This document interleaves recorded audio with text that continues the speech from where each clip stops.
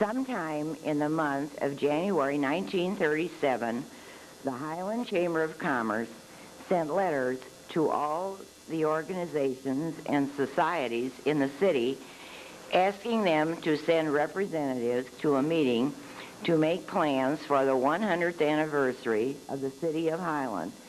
As a result, a Centennial Association was formed with a board of directors who elected their own officers. Weekly meetings were held by the board, and the dates of August 13th, 14th, and 15th were selected to hold one of the largest celebrations ever to be held in Highland, with each and every resident participating in one form or another, and it worked out to be just that. Memberships for $1 or $5 were sold, raising the amount of about $6,000, which was the working capital of the association. The theme of the celebration was to be Our Swiss Heritage. The celebration started on Friday the 13th at 1 o'clock noon with the dedication of the new $20,000 fountain in the plaza. The fountain had just been completed in the plaza in the square in the center of town that until 1936 had been the site of our public school. A lucky addition to the celebration was the presence of Franz Hug, an internationally known flag thrower from Switzerland who had recently won the Olympic contest in Berlin and who was on a tour of the United States. He was a tall, handsome, blond young man who could throw the flag 40 feet in the air and catch it as it came down. Flag throwing is a popular sport in Switzerland. He performed many times, was a joy to behold, and was loved by all. Following the dedication, there were various events at Lindendale Park, where there were also many interesting and detailed displays by Highland Industries. On Friday night, the historical pageant, which portrayed the coming of the first Swiss settlers as they arrived on Looking Glass Prairie, and events leading up to the present 1937, with a cast of 600, a chorus of 55, accompanied by the Highland City Band, was given for the first time, and the Centennial Queen was crowned. The Centennial Queen was Miss Marie Winter, daughter of Mr. and Mrs. Bill Winter, and a sister to the late Lenny Winter. Marie is now a resident of Granite City, the wife of Frank Baker. In the summer of 1984, she returned to Highland to appear on the sesquicentennial float in the J.C. Homecoming Parade. After the pageant, which was held all 3 nights, there was dancing in the hall in the park, and for the ever-loving Swiss, there was the Alpine Inn set up in a large tent at the entrance to the park. Here the Swiss and non-Swiss could enjoy Gemütlichkeit, dance to Swiss-German music, drink Schatz o Lager beer, eat delicious sandwiches from Nybar's Meat Market, and listen to the quartet of Swiss yodelers from Kansas City who were natives from Switzerland. This proved to be one of the most popular spots of the celebration. On Saturday afternoon, there was a children's parade. All floats and entrants encouraged to be in the historical vein. Saturday afternoon, more contests, flag throwing. At 6 p.m., the big parade, limited to 20 historical floats, depicting and pertaining to the settling and present growth of the city. The first was the Queen and her court. The second, Highland is Born, depicting the first settlers arriving. Third, religion. Worship was a priority of the first settlers and remains true today.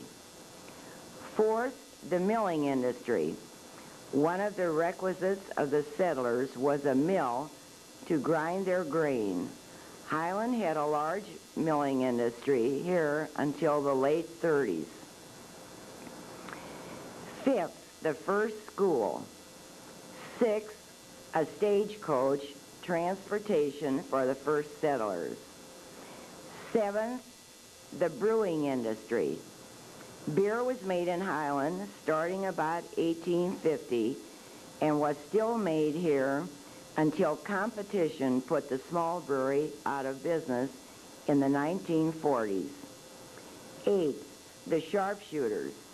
Sharpshooting was a European sport and recreation, which the settlers soon found a need for, and the Sharpshooters Society was formed in 1859, and a few years later, Solomon and Joseph Kepley deeded them the land now known as the Sharpshooters Park. Ninth, the Civil War. 10th, the Harmonie, which was a singing society, another facet of their European culture. The Swiss always loved to sing. 11th, Highland is chartered. Highland became a village and received a charter from the Illinois legislature in 1865. 12th, the Turnverein, also a facet of their cultural heritage, was a need for gymnastics. The old Turner Hall, where all this took place, was built in 1869 and is now replaced by the Weinheimer Building. 13th, the Schiller tragedy. A large number of early settlers returning to their native Switzerland for a visit lost their lives when this German steamship sank. Relatives were so grief-stricken, they put a large monument in the city cemetery. 14th, Pet Milk. We are proud this company was started here in 1885. 15th, agriculture, always a very important in the community from the beginning. 16th, pipe organ. Wick's pipe organ started here in 1906, another industry of which we are proud.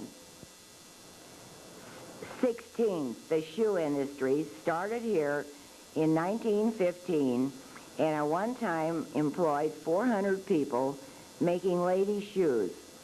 Competition forced them to close. Now we buy shoes made in Italy or Taiwan. 17th, World War I. In 1937, we had not yet gotten into World War II. 18th, Hug Truck Company, started here in 1922, making heavy-duty trucks used in construction. They operated into the late 1940s. And last, the official 100 years float. All of these floats were horse-drawn. On Sundays, special services were held in all the churches. A special train load of Swiss and German singers and their friends from St. Louis were met at the depot and later transported to the park by many volunteers. The parade was held again at 1 o'clock, and at night the pageant. Highland never had such crowds of people. A delegation from New Glarus, Wisconsin, with a large group of Swiss yodelers, performed many times. There were many Swiss here from St. Louis, Kansas City, and Wisconsin. It was estimated that 25,000 people had attended the celebration. Starting in the spring of 1937, it seemed everyone in the city was enthusiastic and involved in some way or another. Everyone willingly did their part. They opened their hearts and their homes to make all the visitors welcome, and the visitors loved it. Fred C. Briner of St. Louis, but a native of Highland, took movies of the Centennial parades on Saturday and Sunday. Then in later years, donated these 16mm movies, which follow here, to the Lasser Memorial Library. In order to preserve the film for future generations, the Highland Public School transferred the fading and brittle tape to videotape. We are now adding narration to that silent film so that this and future generations will have some idea who is on the film and what the Centennial was all about.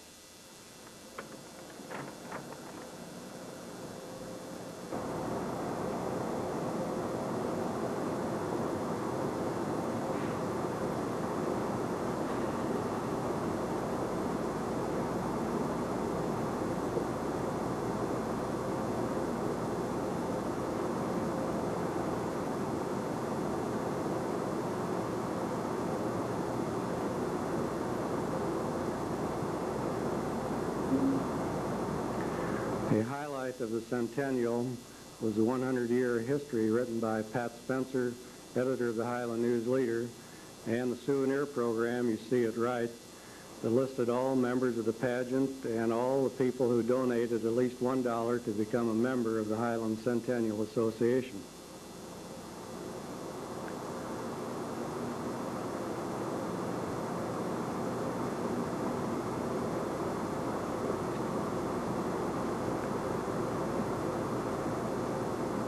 Clarence H. Stoker, the mayor of Highland at the time, was president of the association. Pat Spencer was vice president. And here's Pat walking up the steps of the post office and going in. Stop for a minute for the camera. Back down the steps. And joined on the left by Tony Winter, postmaster, who also served as treasurer of the Centennial.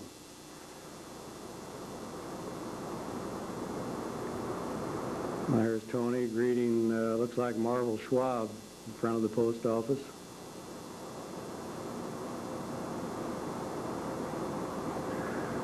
Arthur Graff served as treasurer. He isn't pictured. Here are some of the old-timers around town. Here's Art, just coming out of his Kemp Pharmacy drugstore and back in. And walking around the corner. Vernon Ittner was one of the directors of the Centennial. Vernon was publisher and editor of the Highland Journal, a weekly newspaper at that time.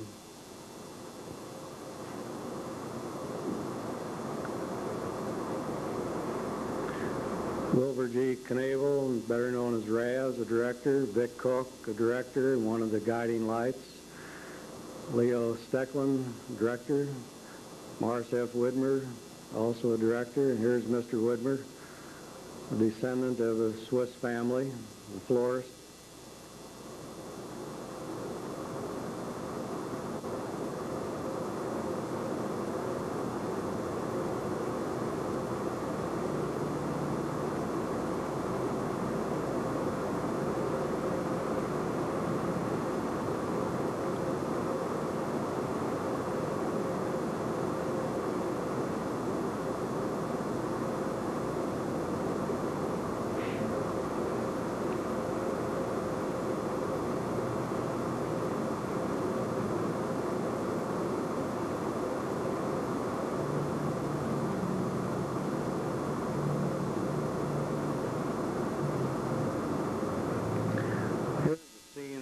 Public Square. Previously, the public high school and grade school had been located there, and then it was torn down and a new fountain put up in time for the Centennial. Here's Chief of Police Elmer Winter. Here's a scene looking down Main Street. At that time, it was C. Kinney and Company, First National Bank, Gene Ernst Barbershop, dime store, sites down in the corner, just as it still is in 1984. Here's a scene on Broadway. At that time, it was Brown's Restaurant on the corner, the Western Union office next to it. Here we are out at the park where most of the festivities of the Centennial were held. There's a sideshow. rides on the midway.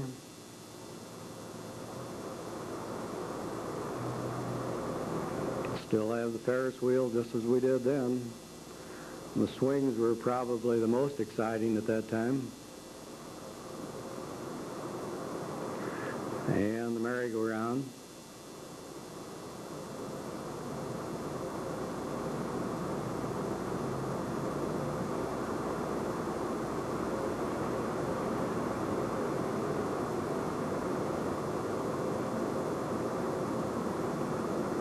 And the little cars, not too much activity on some of those rides during the day. That looks a lot like Kenny Sudoff on the right, trying to be talked into throwing baseballs by Pickles Marty, who had a stand out there. More rides.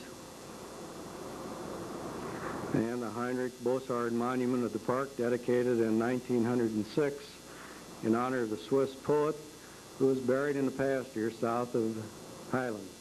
Here's Keith Tibbetts in the center, Farmer Mayor. Here's some souvenir wooden money that was used during the Centennial. And the swimming pool built in 1929 after the streets had been paved. It's been remodeled several times since then. The last time the Highland manufacturers put up most of the money to do the repair work.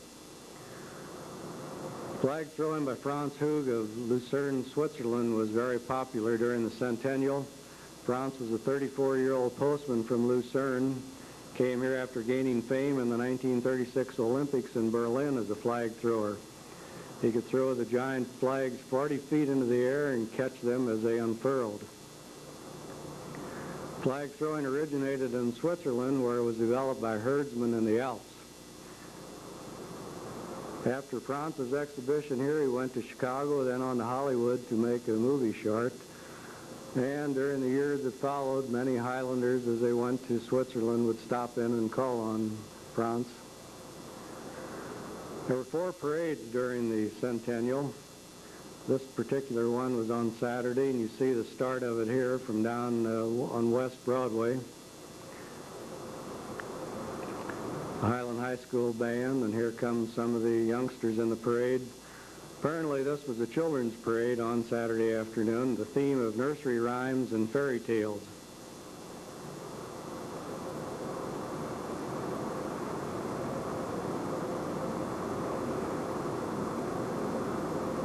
That's the Ford garage in the background. And to the left would be where Patty's Style Shop is in 1984. Here comes the Drum and Bugle Corps. Mary Luber is majorette, directed by Bert Weber-Leut.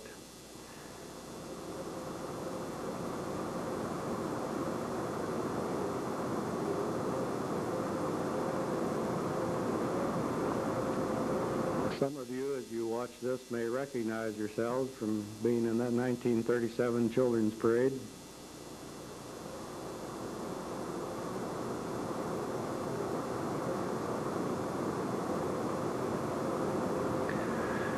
Here is the St. Paul Band with Lucille Luber as majorette, and on the left in the dark dress is Bert Weber-Leut, who was also director of the St. Paul Band, as well as the American Legion Drum and Bugle Corps. Here are Cub Scouts.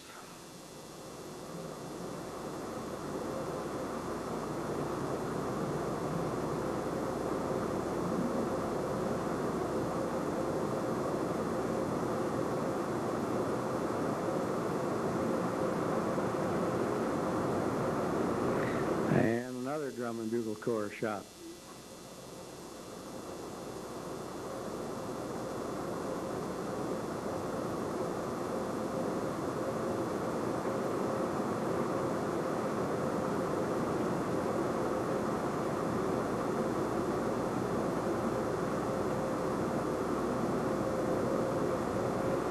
This was a long and interesting parade, just as most of them were during the Centennial.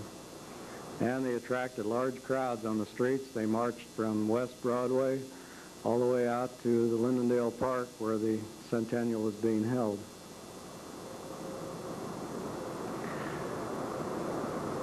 There are some onlookers at the corner of Broadway and Laurel. There's a shot on the east side of Broadway. It looks much in 1984 as it did in 1937. You notice that all of the street lights had decorations as well as the storefronts. Almost everyone bought bunting from a company, and they came up, put them up on all the storefronts. There's the north side of the square.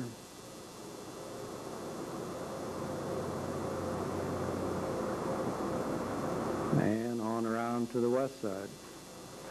That's the old Highland State and Trust Bank. There's the old Moulton Bartley Shoe Factory, now the site of the First National Bank. There's a shot looking east on Broadway. There's a shot on Main Street. And on Sunday,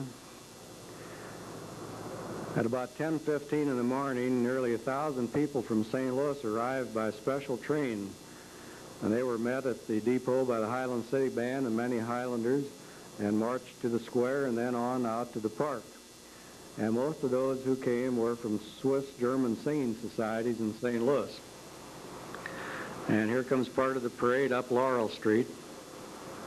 This is taken between 8th and 9th Street, and you can see in the background Joe Willman's sign for his shoe repair shop that he had there.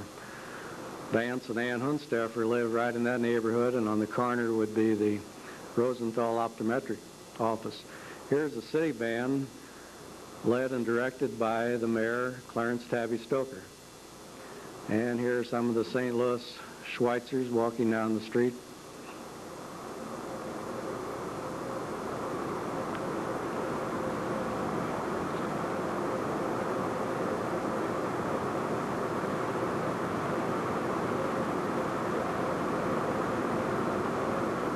By the time they walked all the way to the park, I imagine they were ready for some Highland Schatz Lager beer.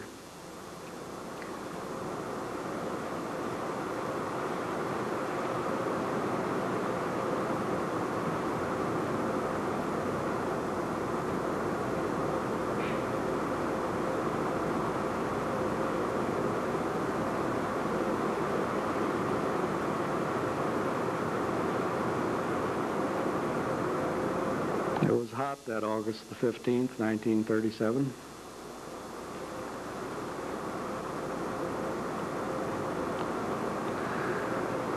There are some of the old-timers in the area. Dr. M.D. Tibbetts, Daisy Shiprone, Carl Hege. Special feature of the parade on Sunday afternoon was a U.S. Mail Service entry brought out by the St. Louis Post Office. Here at right is Kathleen Hugg on her horse Captain Kidd, and on the left is Everett Ferris. There's Kathleen again. There's the American Legion Color Guard.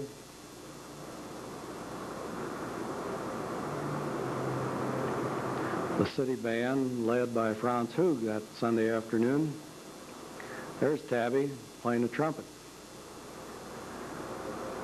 Here the floats began, and there's the Centennial Queen Marie Winter.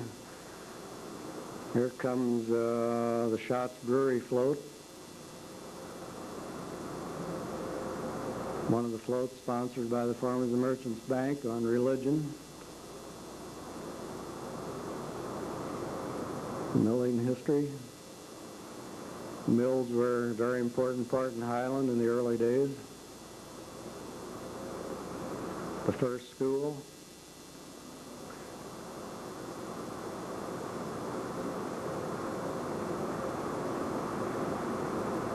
Visiting Drum and Bugle Corps.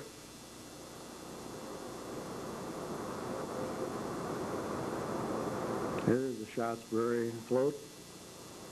Alvin Schumacher sitting behind the keg of beer. Sharpshooters Society.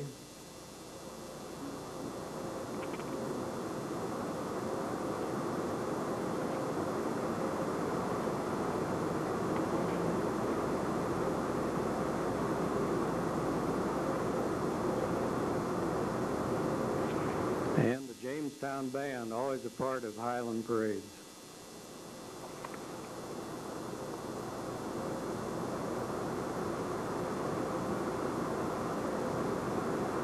You'll notice that all the floats were horse-drawn.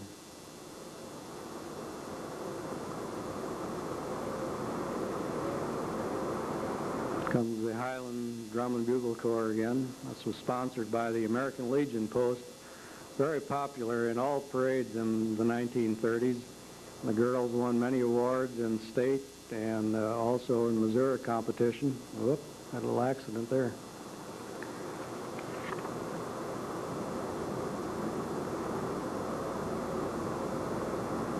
Wicks Art and Company float.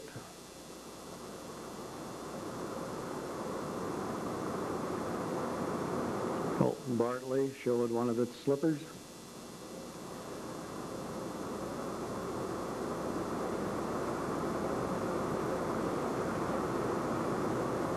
Here's a Hug truck. The Hug Company made Highland famous in the 20s. Hug trucks were sent all over the world.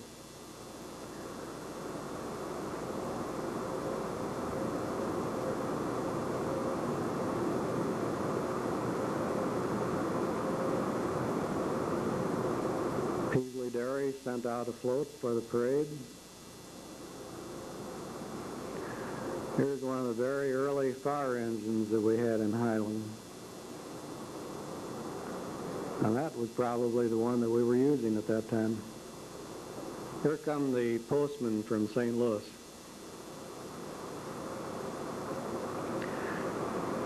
Brought their own band along, and they had different floats that depicted the progress of mail service through the years.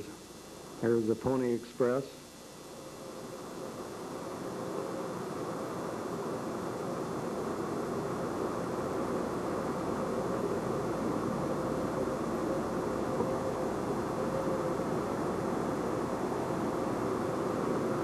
That sign said 1880 on the wheelbarrow. U.S. Mail, 1901. 1922, there's Harold Langenwalder carrying that. He's from Highland.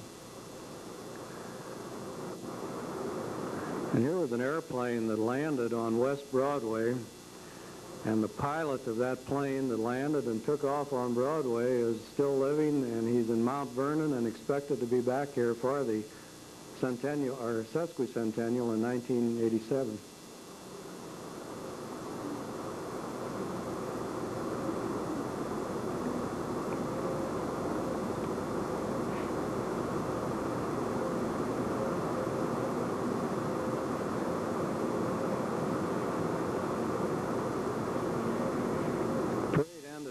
Abruptly there, and Mr. Briner began to show homes around Highland. This was the residence of Roscoe Mentz at that time. Louis Lotzer Memorial Library, which has had an addition since 1937.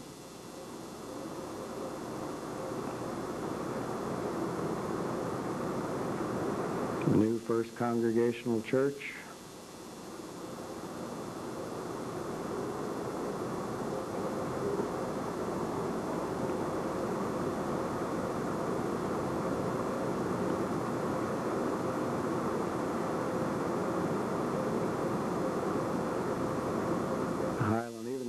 Church, which is now the Hope Lutheran Church, with the Evangelical Church moving out to the south end of Highland.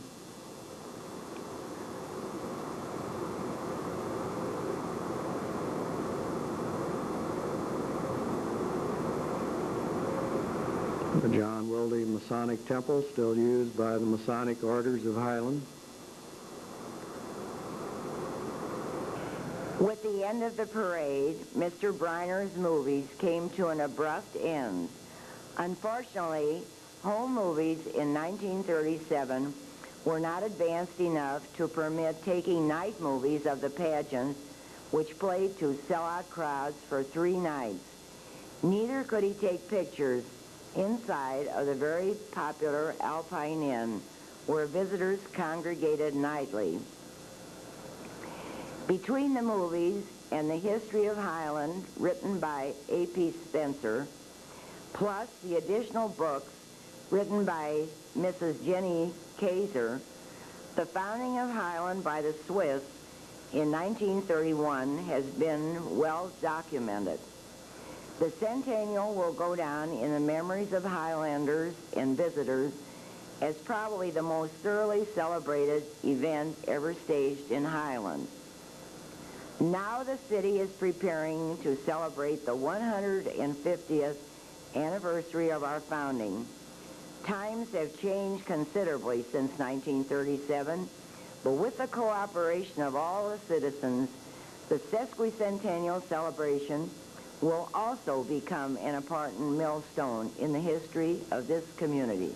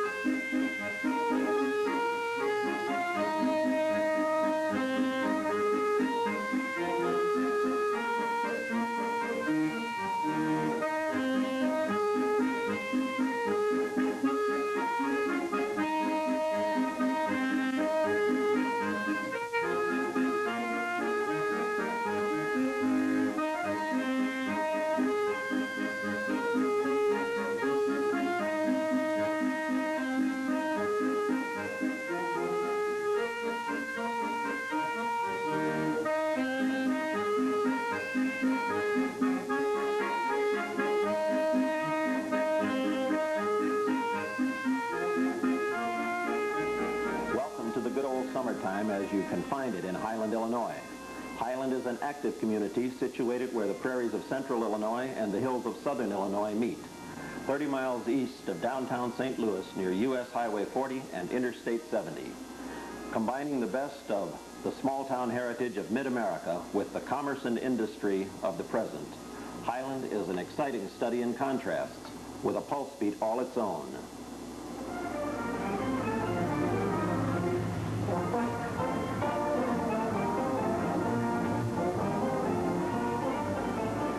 Communities still have the Friday night band concerts, the fountain on the square, and at the same time, most of the ultra-modern commerce and the latest community services. Some of the homes in Highland are more than a century old, and many are very new.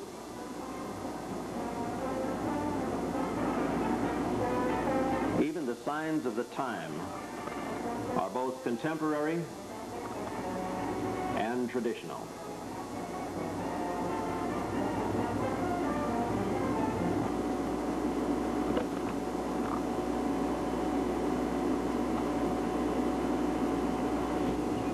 Behind these contrasts lie the influences of the early Swiss settlers, names like Süppiger, Kepfli. In 1831, 14 Swiss emigrants left Surrey, Switzerland, bound for New Switzerland. Soon the settlement had grown into a town named Highland. Composer, poet Heinrich Bothard, impressed with the growth and prosperity, encouraged further immigration. Joseph Süppiger's home was built in 1837. Abraham Lincoln slept there in 1858, and it still stands today, as do several other historical sites. The Latzer homestead, the old brewery, and the Joseph Süppiger General Store. Swiss heritage continues in new and remodeled buildings all over Highland. The Swiss motif is everywhere. The descendants of the early pioneers have been joined by their neighbors in more recent times to continue the Swiss customs and traditions. The Helvetia sharpshooters in 1863 cleared the area we know as Lindendale Park. Lindendale is just one of Highland's many recreational facilities. There's also Spindler Park, Merwin Park, Water Tower Park, the Weinheimer Recreational Program, and Silver Lake. The Highland Jaycees were instrumental in developing several of these facilities. Working alongside the Jaycees are a host of other civic organizations. The Highland Chamber of Commerce is very concerned with the stability and growth of the community. 1981 Chamber President Peggy Williman expresses the pride this organization feels for the city and its Swiss heritage. Highland does have a lot of heritage, a lot of interesting things just in the gazebo and the fountain in the background. There are very few towns that have that. And we're very proud of our town. We want to show it off. And I think that's one of the things that the Chamber is going to keep in mind for this year and for many years to come. In those years to come, Highland will enjoy the active participation of all of its civic organizations. The Federation of Women's Clubs, Beta Sigma Phi, the Jaycees, BPW, the Masons, Optimists, the Lions, and the Rotary, Woodmen of the World, the American Legion, VFW, and the Knights of Columbus. Highland's Catholic and Protestant communities join in building a spiritual family of individuals. People, our most valuable natural resource. Here, young and old work and play side by side, whether in civic groups, churches, schools, or government. For a time, this church housed kindergarten classes overflowing from Highland's elementary school while construction of the new high school was underway. Highland's schools, both parochial and public, enjoy strong support from a civic-minded population. The people here also support their city government. Highland's 32nd Mayor, Homer Poss, recalls the purchase of a new snorkel fire truck for the department. We gave the people the information concerning our need for ladder capability and for snorkel capability in our firefighting equipment. We told them the truth, and they backed it 2-to-1.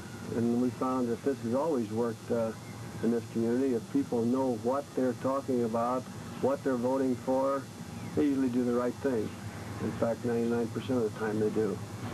The mayor, the council, and the city manager all work together to provide Highland's citizens not only with up-to-date fire protection, but with excellent municipally owned utilities, maintenance, the waterworks, the power plant, all owned and operated by the city of Highland, and to protect and to serve a fine police department staffed by well-trained young men and women dedicated to law enforcement. The 911 system available to callers in the 654 extension is used for any life-threatening emergency situation and results in immediate dispatch of necessary help to the scene as quickly as possible.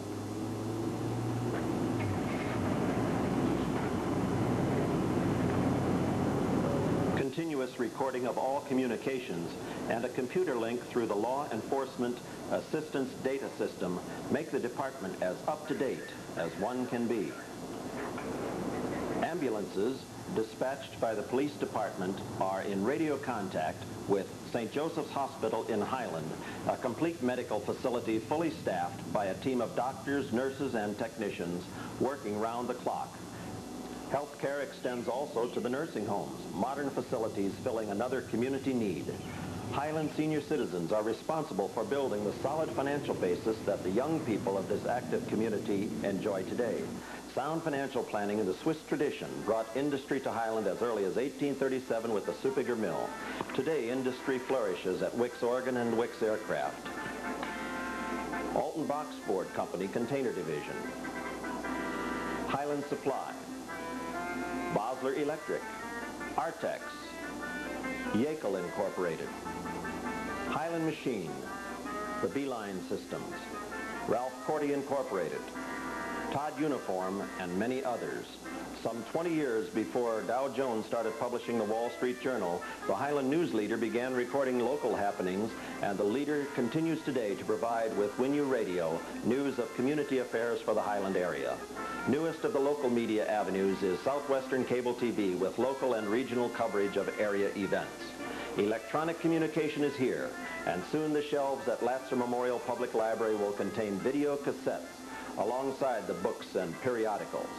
We at Video Productions are very much a part of the new medium of communication, and we look forward to serving the community as the need for better informational tools continues to grow.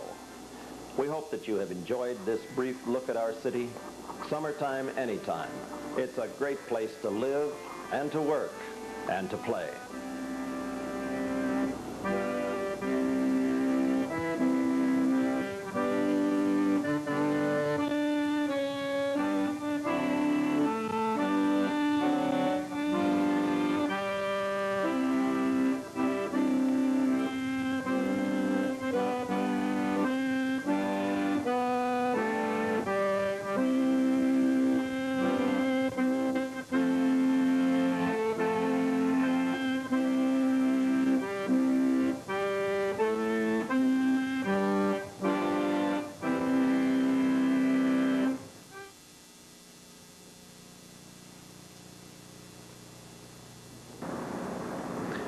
After this 1937 Centennial movie by Fred Briner had been taped, another 16-millimeter Centennial movie taken by Highland High coach Gwen Davis was found.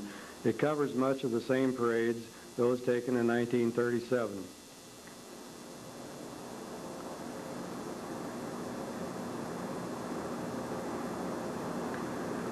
This parade led, as usual, by the American Legion Color Guard, followed by the Highland High, or the Highland City Band.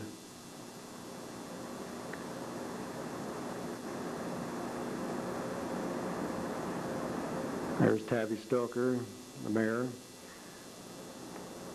This movie was taken from the corner of Laurel and Broadway, looking northwest.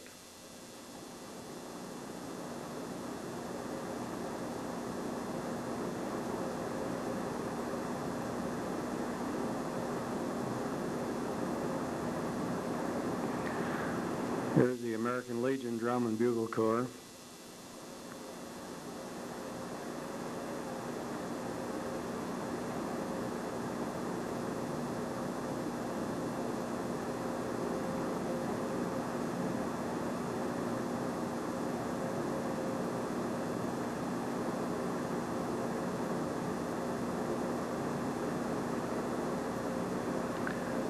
And here we are in the plaza with the American Legion Color Guard getting ready to raise the flag and also dedicate the new fountain that was begun in 1937 for the Centennial.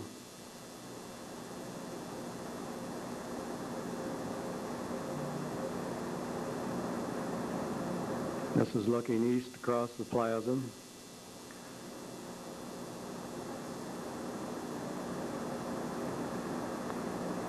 There was an unidentified speaker for the 1937 Centennial.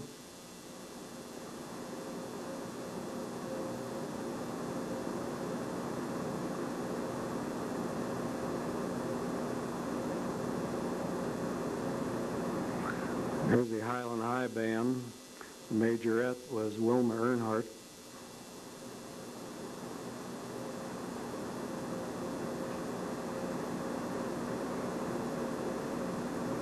Now the photographer had switched down to a place on West Broadway, and now he's back up at the Laurel and Broadway intersection again, looking north on Laurel Street.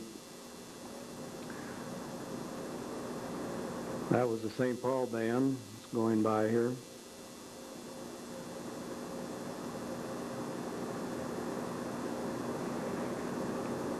Back to the Highland High Band.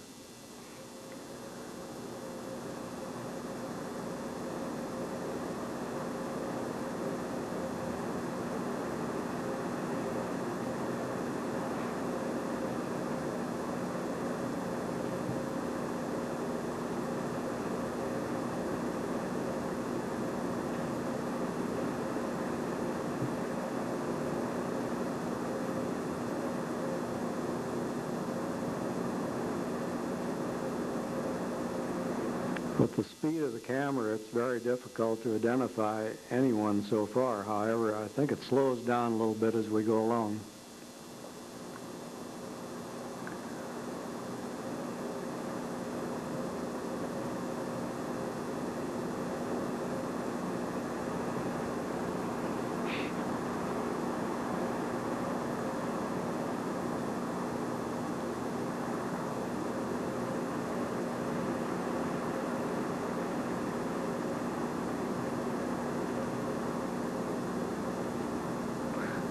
That was Pat Spencer with part of the committee getting ready for the big parades that were being held Saturday and Sunday.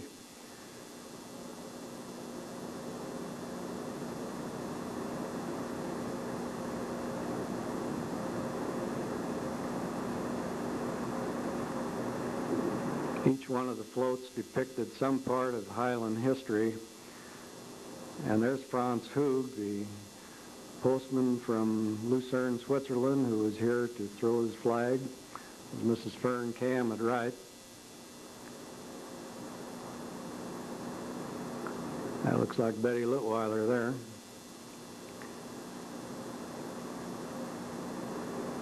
Okay, there they are getting ready for the grand parade that was held Sunday, the last day of the Centennial. There's Kathleen Hug at right and Everett Ferris at left.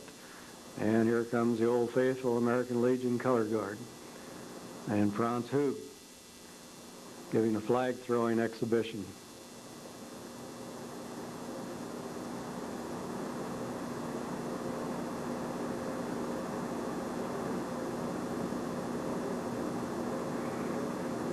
The first float in the parade was that of the Centennial Queen, and the Queen that year was Marie Winter.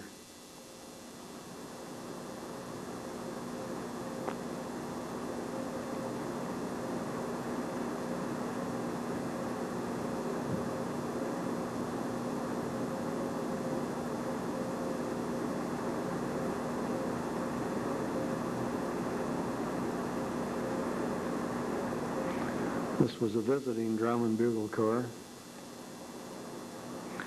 Alvin Schumacher and Schatz Old Lager Beer being advertised.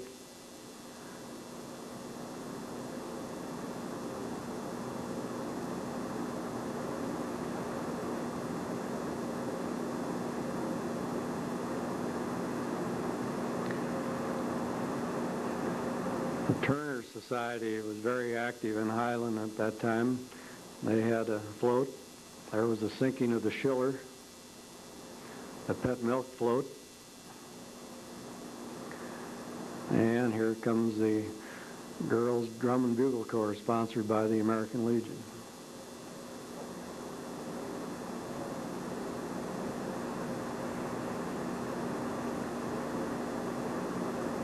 Moulton Bartley Shoe Factory had a float. The Hug Truck Company, a very prominent industry in Highland in those days, with one of its products.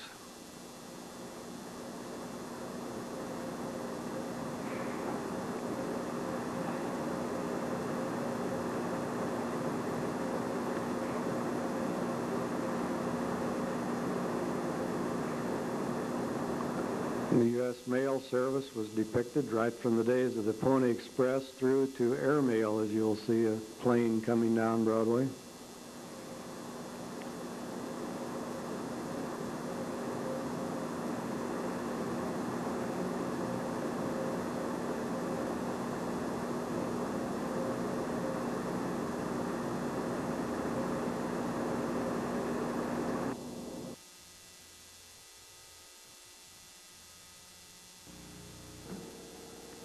In 1938, a professional film company came to Highland and took movies of businesses, residences, and school scenes. The production was apparently financed by the businesses you will see displaying their wares in detail in this movie. Carl Basler obtained the film, then in 1982 donated all of the footage to the city of Highland. The Highland Public School transferred the silent film to videotape in order to preserve it for future generations. Here we have some scenes. This is down on Poplar Street. Here we are on Broadway. And continuing west on Broadway, you can see the 1930 vintage cars This looks like the flag at the post office. And here's Arlene Scheimer washing windows at her home on Broadway. And back to the post office. The producers of the movie seem to change pretty frequently. There was Tony Winter, the postmaster, and here are some of the employees of the post office: Earl Liebeg, Ray Greenenfelder, Milt Werner, Oscar Hugg, Tony Winter, Ed Greeny, Harold Langenwalder, Charles Olmert, Lester Rauscher, Harry Zeller, Millard Schwen, Francis Darda, Clarence Netzer, Donald Malin. Had just about the whole crew in there for this picture.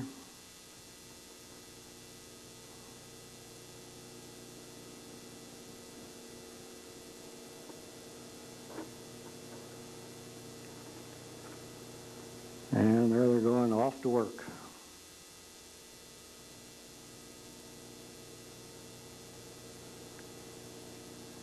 Tony Winter has a few parting words. Now we're over on Laurel Street where the Rozier Insurance Agency is. This is what the building looked like at that time. Charles Rozier was the main agent, and there's Charlie. Modern telephone of its day. And Charlie and the late Reverend William Ziegler going out into Charlie's Terraplane or a Hudson, whichever one it was.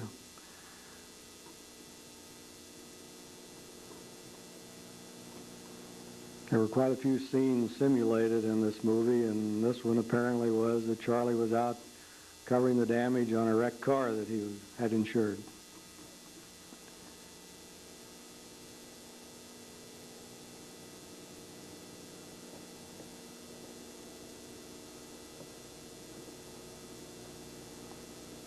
And this gentleman walking down the main street of Highland, there's Happy Seegerst, who was working at Coonan and Seegerst Hardware, a building that burned down in about 1955.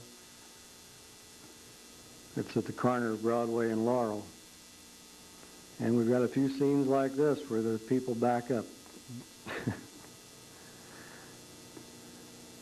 There's Joe Willman, the old shoe cobbler.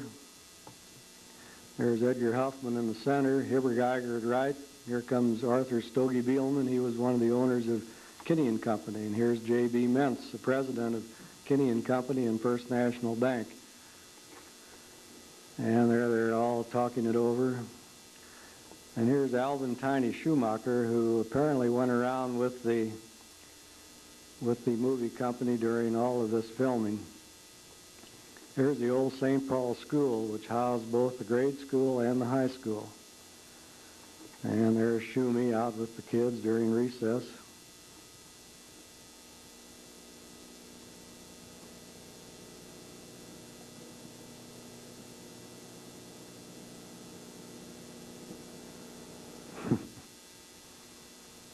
Drop a Handkerchief, was that the name of that game?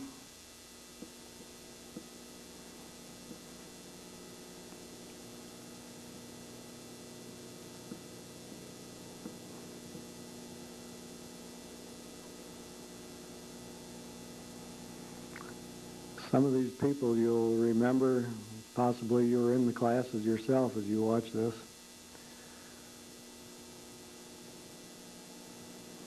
Now this was all taken in the fall of 1938.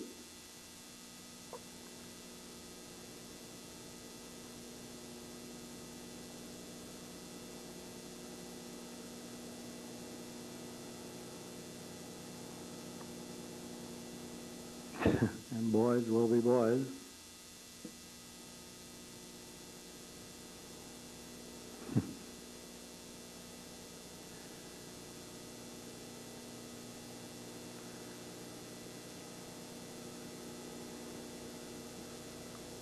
With only one building in that area where St. Paul's schools and church and the convent are, there was a lot more room for playgrounds in those days.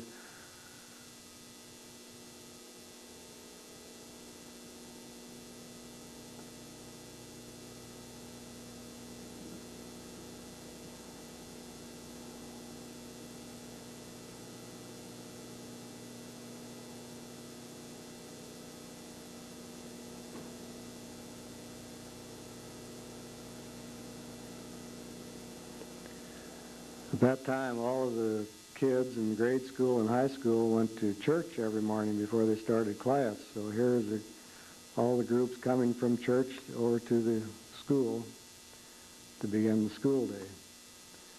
You notice the boys with their aviator-type caps, they were very popular at that time.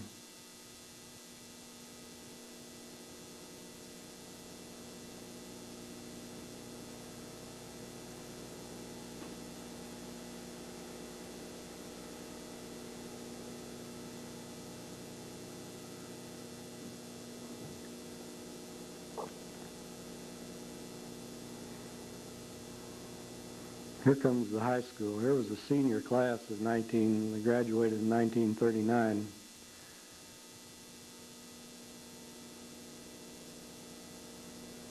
And the juniors.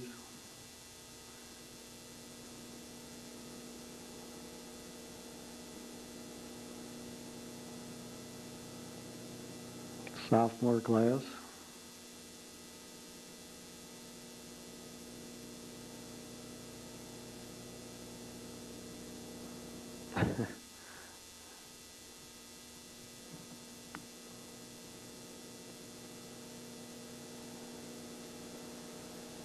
And probably the freshmen.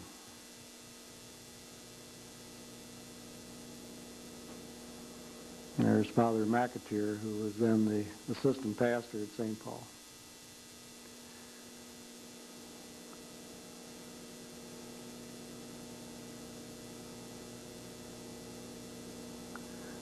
That happens to be Elaine Apkin Prissy and Walt Bellum standing there talking.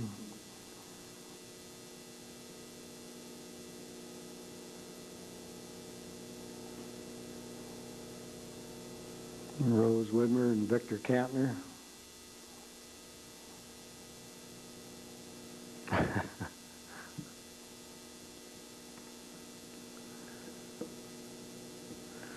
Okay, now we get away from the school to Reichert's Dairy. Reichert's Dairy is down the street on Main and about Jockey Street, one of the main dairies at that time.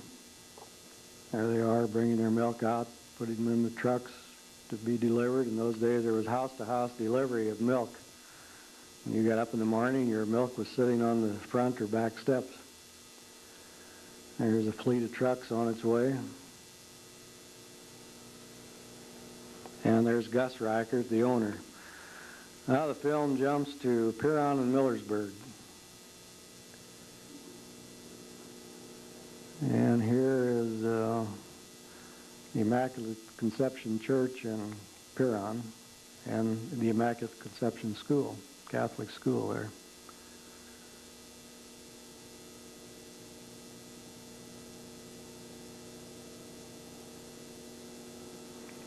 And there is the late Father Kunch, who was a pastor at Piron Church for many years.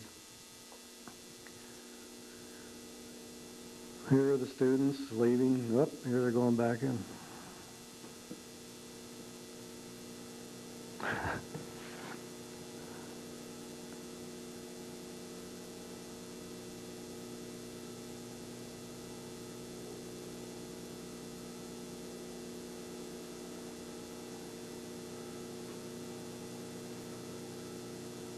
As you notice, many of the boys wore overalls in those days. Now everyone wears jeans, but in 1938 you wore overalls.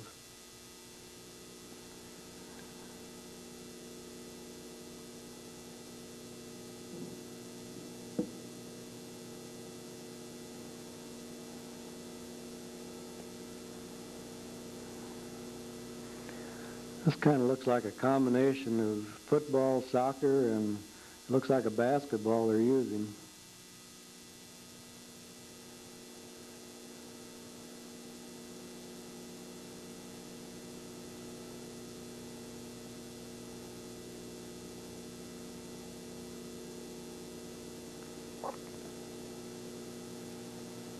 I'm not sure just what the girls were playing there. Dodgeball, that was a game at that time.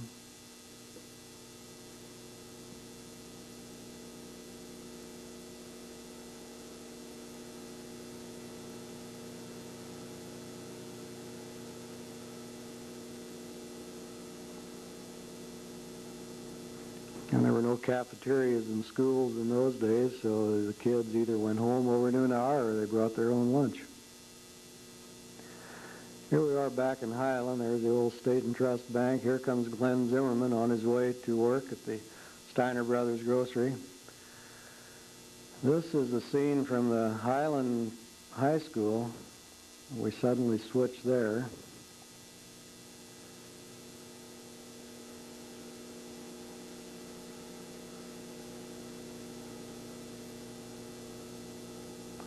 And this is in St. Jacob.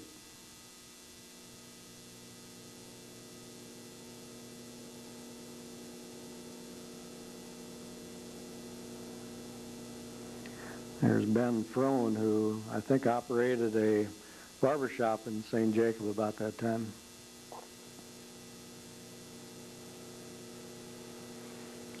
There's one of the churches in St. Jacob. Now we're back to Highland, and there's the late Herb Schmidtke. He was a Standard Oil agent at that time. There's a son, Armin is with, well, there's Herb.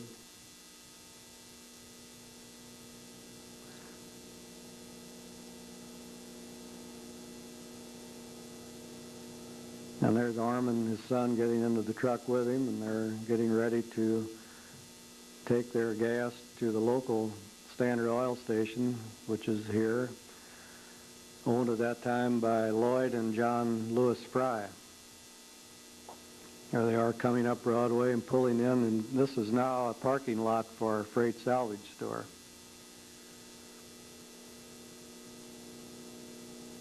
There's Lloyd Fry briefly there.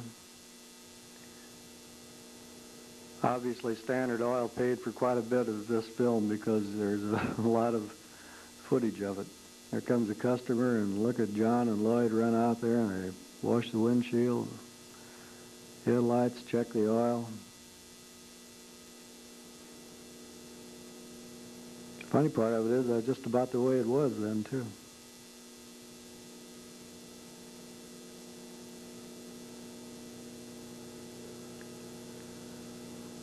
There's Lloyd Fry, Herb Schmidtke, John Lewis Fry, Armin Schmidtke.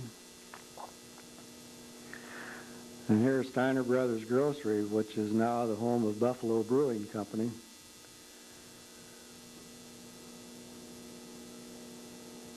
And there's Alice Lotzer, the daughter of the founder of the Pet Milk Company. Here's the Steiner Brothers, and they were all known as Pat in those days. There's Clarence Lloyd, Glenn Zimmerman. Here's Ellen Stokes White.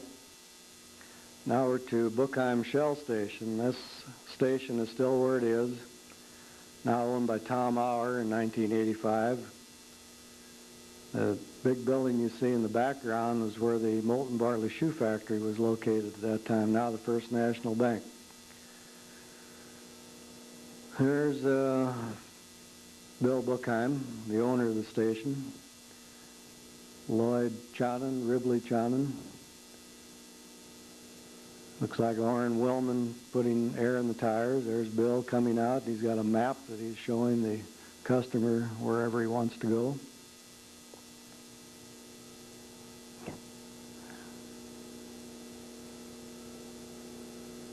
And that looks like another Hudson or Terraplane. They must have been popular in those days. And there was Nell Lloyd. He was the distributor of Shell Oil products at that time. Okay, there we have Bill Bookheim at the right and Arnie Willman at the left. There's Ray Duft on the right. There's Ribley Chonin walking in.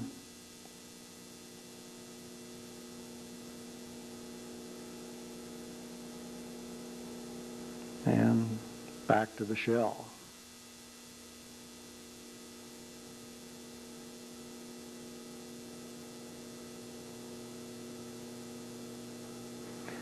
And Schumi doing what was popular for many years and days around here, rushing the can, they called it.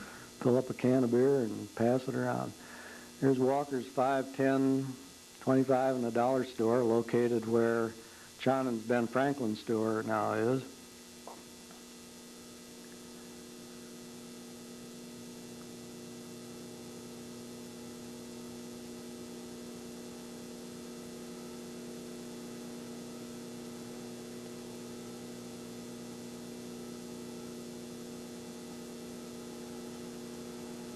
Customers wondering, what the heck's that camera doing there?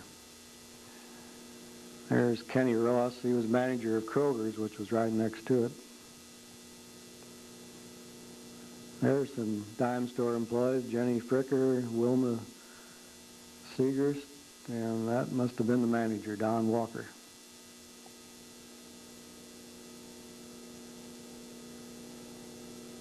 There's George Supiger, who owned the St. Louis paper routes at the time. There's Lenora Klaus Strebel.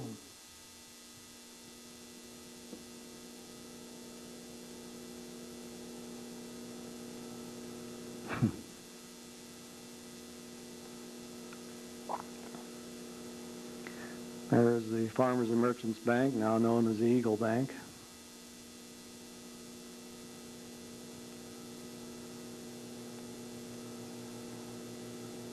There's Reuben Haybrank, a customer.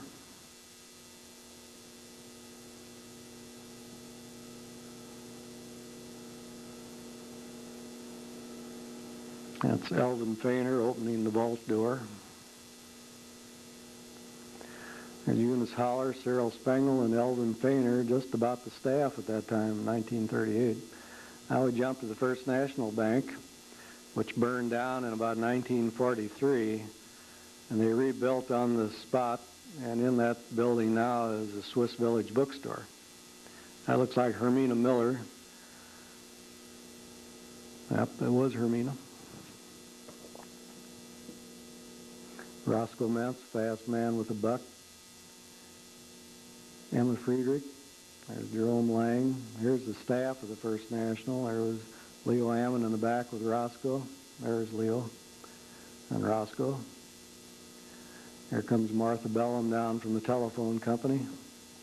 Happy Long, who was a custodian at Kinney Company at that time. And there is the Kinney Company, where we now have Sears Roebuck, Hugs Leader.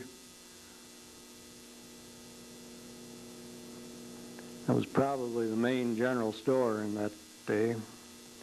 Grocery store on one end and dry goods on the other. That sign looked like it said $3.98 for that men's jacket.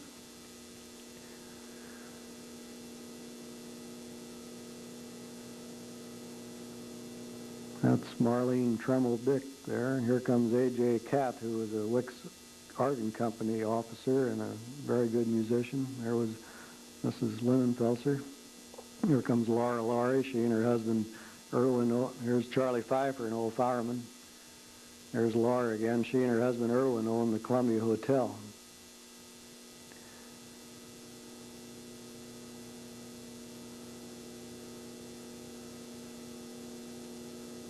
And we're still around the Kinney and Company down on Main Street. There's Doc Schnur. He was one of the officers of the Kinney and Company. Ed Schnur was really his name. There's Cully Rieger with Schumi. Cully was an insurance man for many years.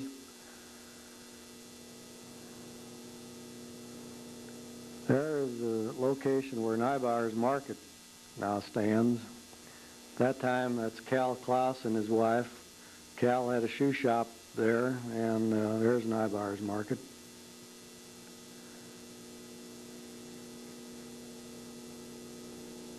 There's Mrs. Dick Iberg holding one of her daughters. Back to Nybar's. Owned at that time by Bill Nybar. There's John Haybrank, an old printer and also alderman for many years.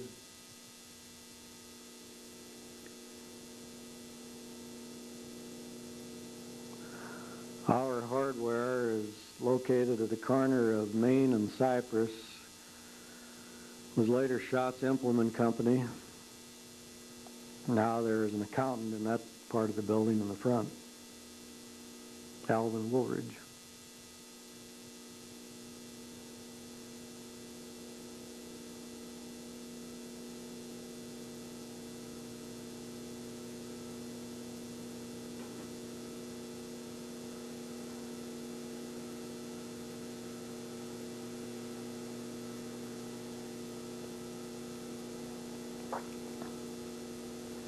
The Auer family came here about that time. Here's Alvin Auer, one of the sons. They came up from Prairie du Rocher. There's Dolores Barrett at this side and Erna Fricker on the other. There's a couple of the Lynch sisters. Here comes, this is obviously Armistice Day of 1938. There's the American Legion Color Guard, also the auxiliary, and they were marching into St. Paul Church. Those days the services were held at the various churches and also the cemeteries. And the service is over, and here comes the group out of church.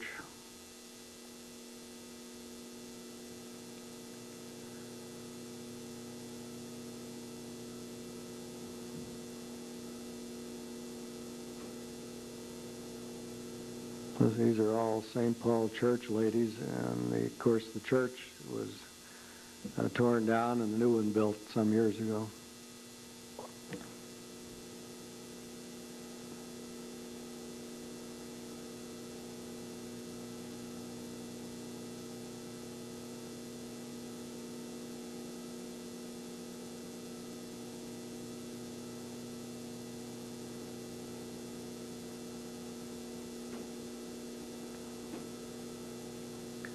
There are the Fitzsimmons sisters.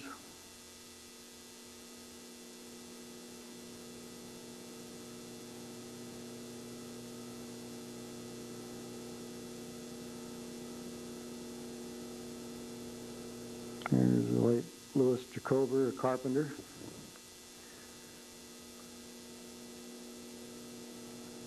Fern Cam.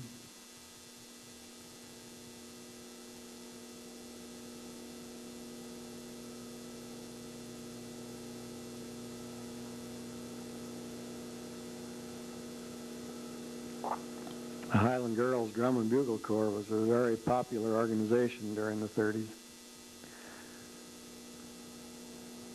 These are some of the World War I vets who were American Legion men.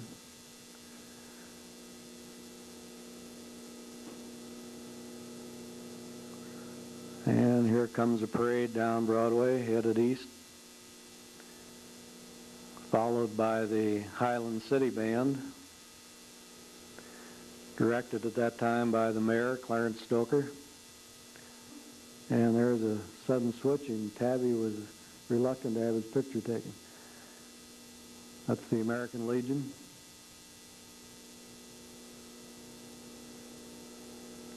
Followed by the auxiliary.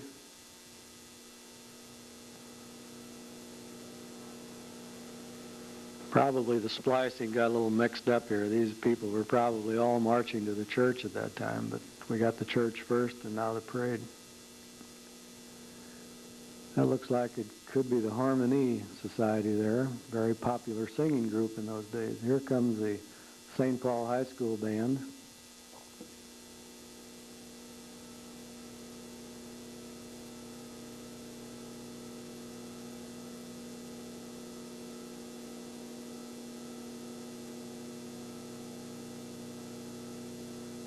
Followed by the Boy Scouts. There are the Cub Scouts. By that time the cameraman had gone down a little bit farther, and that's the old Highland Cash store on the right where there are several businesses now. Here comes the Highland High School Band. Drum majorette, Catherine Belangi.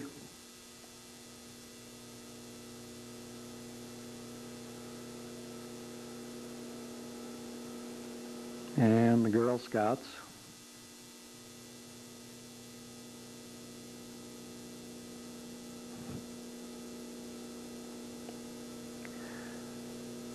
Here comes the Highland Girls Drum and Bugle Corps, which was sponsored by the American Legion Post. These girls won many awards throughout the state of Illinois and in the St. Louis area.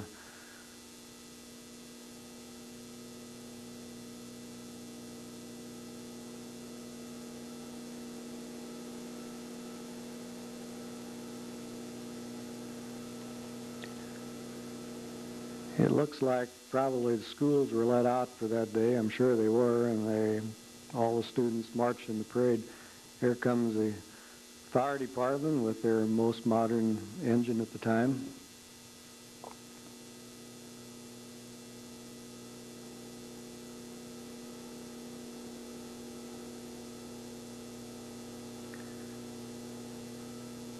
And here we are at the parade. Well, maybe it was wrong. The parade is coming into the Highland Public School grounds now. That's the flag that was out in front of the school.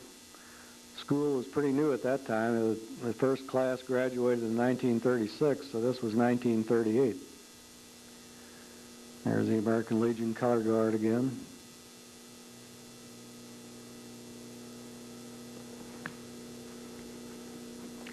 This looks like the City Council. It is the City Council. And the Drum and Bugle Corps coming up Lindenthal Avenue, headed for the school in the park. Mary Luber, the drum majorette.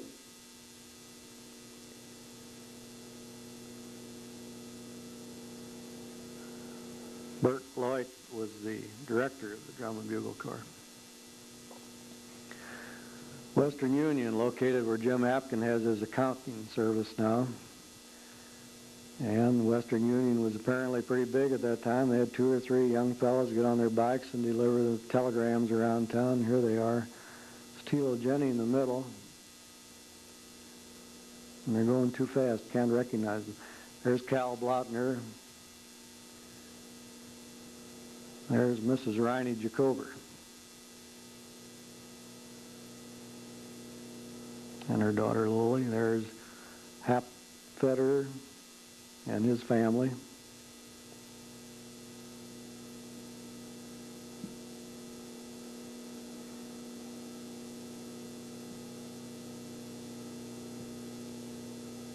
It's his daughter Marie and another daughter Blanche.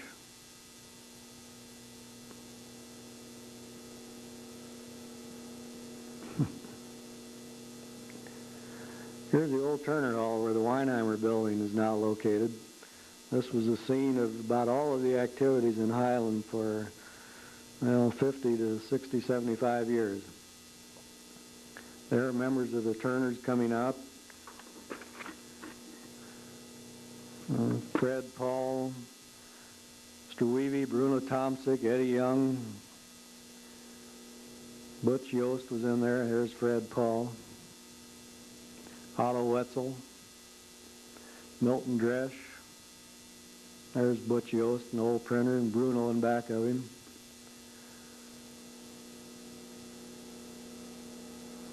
Looks like Nappy Newman.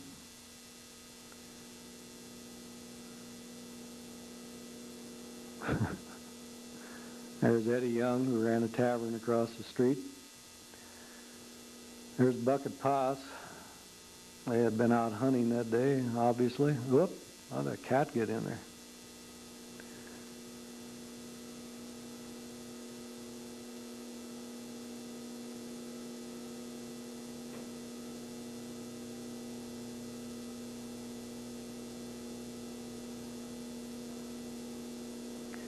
There's Alberta Holler walking down the street. There she is. It's unfortunate that we didn't have movies inside of the old Turner Hall. Here we are at what was then the Evangelical Church, now Hope Lutheran Church. There's the Lewis Lotzer Library right next door. There's Edgaretta Hug, back to the library, and the Evangelical Church.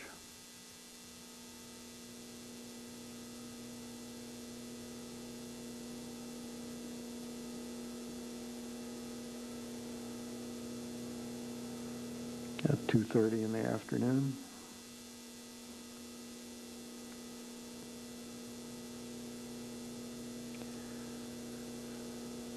And here are the ladies leaving services.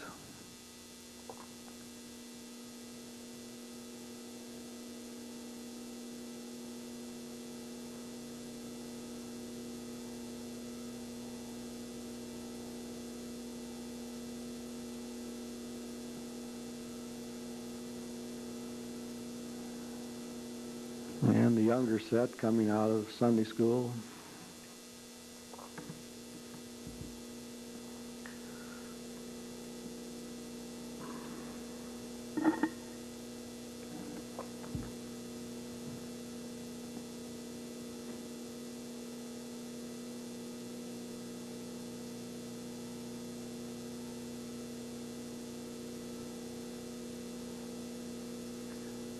Glenn Hartlett, Benton Schneider, and the guy at the right went by too fast. There's Ann Roner. Here's the John Wilde Masonic Temple. Two of the prominent members of those days, Cy Hershey at left and Fremont Coonan at right.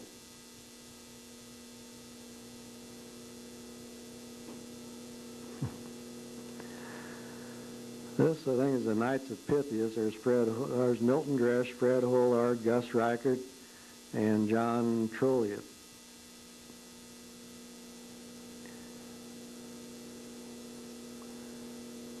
And here you're going to see some simulated scenes of the Highland Police Department running their ambulance service. There's Herb Abendroth and Fremont Michael, two of the members of the police department, and obviously it gets pretty hokey at times. The girl they're administering first aid to is Gladys Abendroth, the daughter of Herb, the policeman.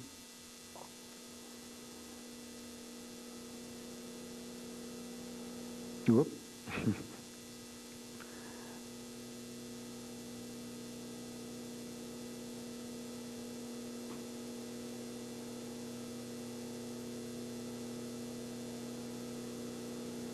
There's Mrs. Abendroth getting into the back of the ambulance. Ironically, the girl in the scene was killed in an automobile accident. Here they are backing up to the St. Joseph's Hospital, and that was Max Fisher helping them bring the patient in. This was at that time the front end of St. Joseph's Hospital along 9th Street, 9th and Poplar. There was the main entrance, and there's Mrs. Abendroth bringing her daughter out of the hospital, all cured after that episode.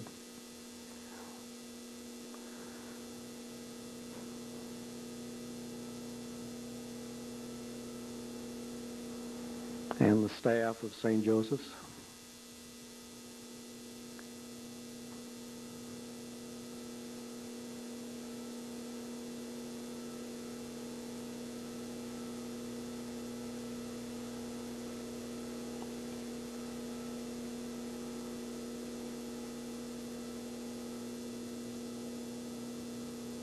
The nun at the left was the superior of the hospital. And here's another simulated scene, obviously a crap game going on. That's Schumi at the left, and I think that was Harold Geppert. Here comes the police. Well, they're going to pick them up and take them to jail.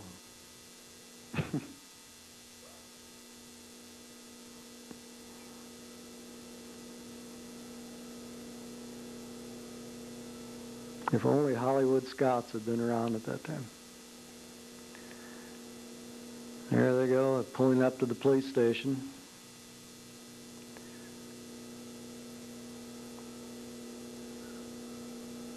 Yeah, that's Harold Geppert. Harold and Schumi were both pretty big men. Schumi at that time weighed about 525 pounds.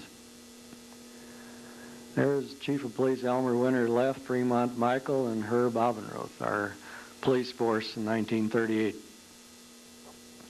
Here's an inside scene. Okay, here's the Highland Cleaners, which was next to Steiner Brothers at that time.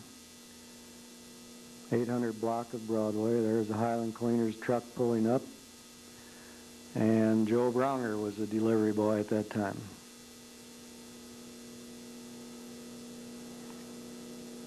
That building was recently destroyed by fire in about 1984.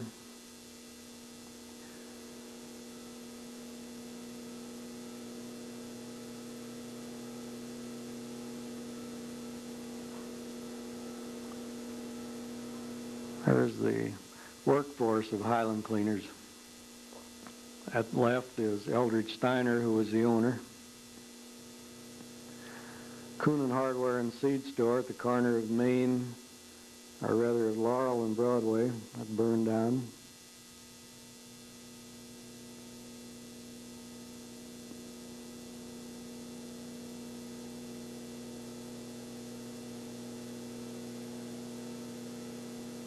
was Lauren Miller.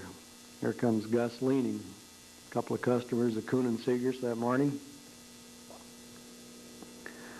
There's Fremont Kuhn on the left, the owner, Blondie Seegers in the center, and Mattie Lynch at right, our bookkeeper. Well, now that's quite a trick. There's Mrs. Irwin Waiter going across Broadway.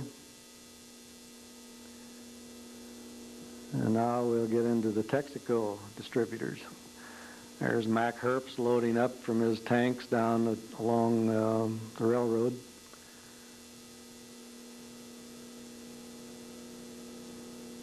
He and his dad, Fred Herbst, operated the Texaco station at that time.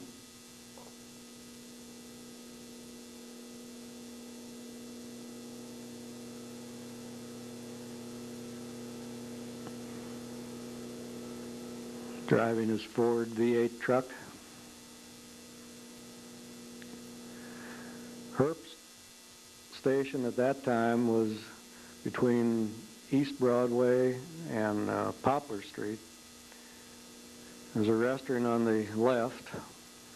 That's where a medical center is now, just across from the hospital. There's Fred Herbst. Looks like about a 1934 Plymouth that they were working on.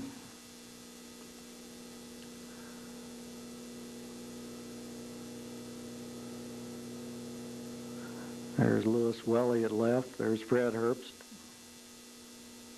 Welly again, his son-in-law. There was also a Texaco station at the west end of Highland. Out on West Broadway, operated at that time by Gus Rook. And Gus is about to get a customer in a 1937 Pontiac. There's Gus taking care of his customer.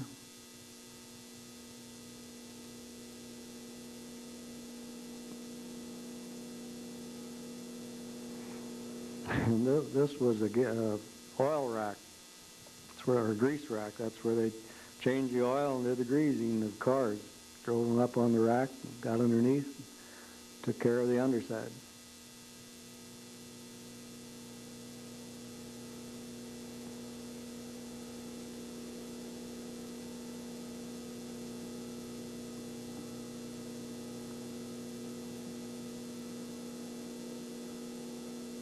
Here we are back uptown on the Broadway, around the square. Now we're over on Main Street.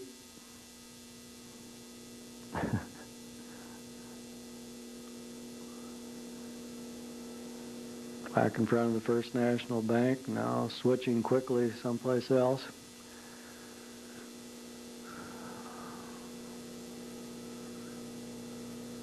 Here's a sign going up.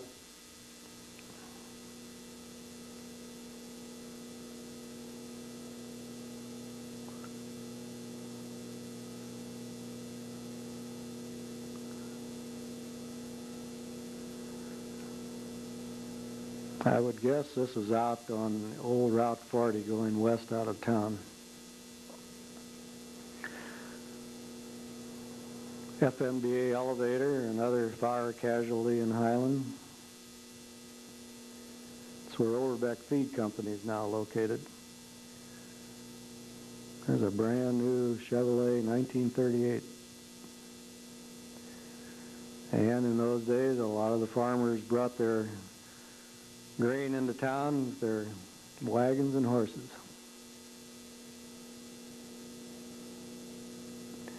There's Oliver Reinhardt, probably the manager of FMBA at that time.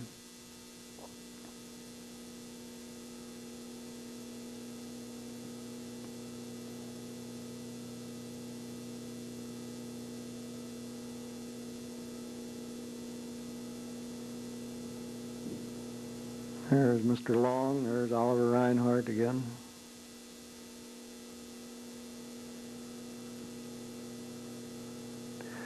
Here was what was then known as East End Mercantile Company, now National Auto Supply. Al Huth was the owner in 1938, and until about 1946, it was similar to Kinney and Company and Highland Cash Store. There were groceries at one end and general merchandise at the other.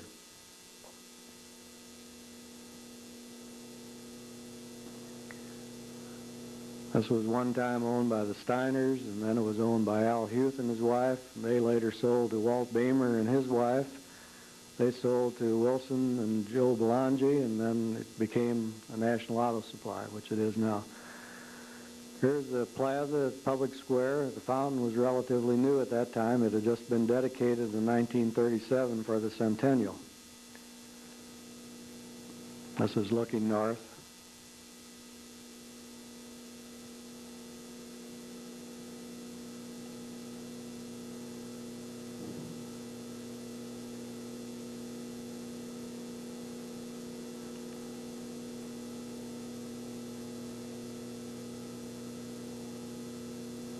It's remained a popular spot for everyone all through the years. There's Lucille Luber walking down the street. Here comes John Zimmerman. He was one of the officers. There goes Arnie Lotus. And we suddenly switched to Lindendale Park. There's the present dance hall at the left, and in the back, the one that we first came to was another dance hall at that time, an octagonal building. There's the old gazebo still standing. That's the way the swimming pool looked at that time, built in 1929. There's Heinrich Bossart's monument.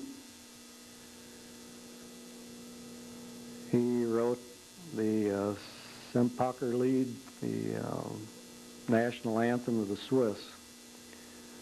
And he's buried out south of Highland. The tavern was a popular spot in those days, and that's now Michael's Restaurant. That burned down, was rebuilt and burned again.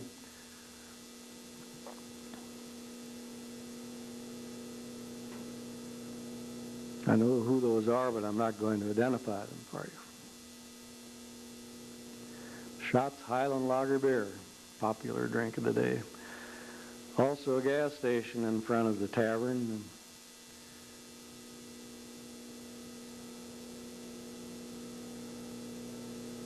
And now we're out at the park, and this gentleman is walking along the sewage disposal plant. We have a new sewage disposal plant since 1938.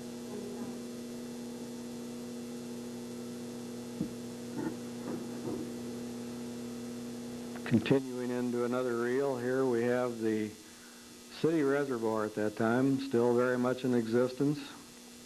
There's the waterworks plant. And light enough that they could take inside pictures. And if we can see this man's face, I don't know, I'm sure it was Bruno Bergezzi who operated the plant for many years. The old water tank. Here's the power plant, which supplied all of our power in 1938 for 30 years before that and another 40 years after. Here we're coming to the Ray Kusterman shop, located where it says Elmer Kusterman. There was Elmer and Ray together, and there's Elmer. It's where Skinny Lampy now lives. It's on Cypress Street. Nice new Serval, I suppose, refrigerator of the time, showing all of its features. A modern washing machine.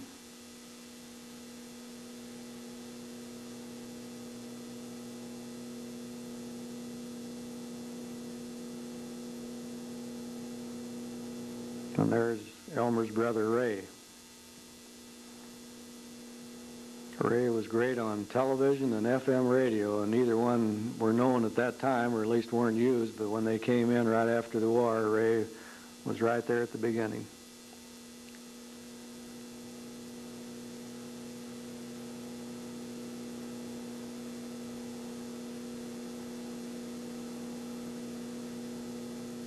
And the Kusterman brothers.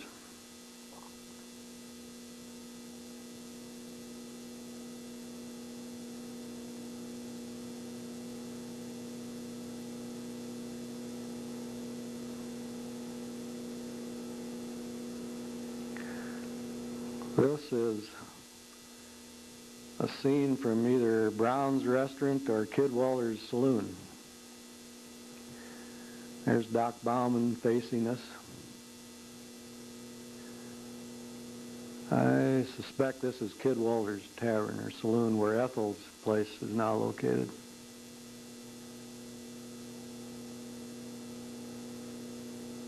There's Doc Bauman again. It looked like it could have been Keith Tibbets with his back to us.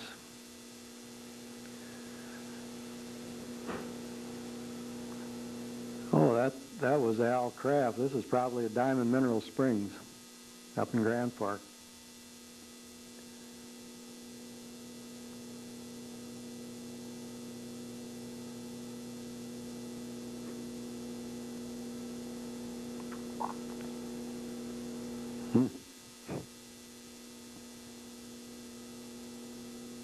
I think that was Tilly Michael and Keith Tibbets doing all that dancing.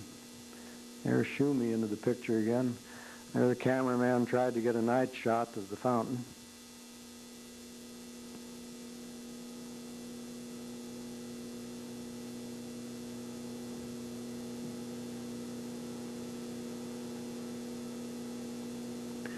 Luber's grocery store on 6th Street across from Alton Packaging Company. There's now a church in that building. That was owned by John Luber.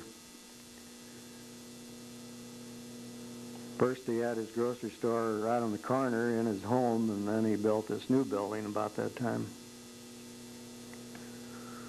And there's John Luber. In 1985, when this was being narrated, John was a patient at the Hampton Nursing Home in Alhambra. There the Kaiser twins had left. Here's the Evangelical Church.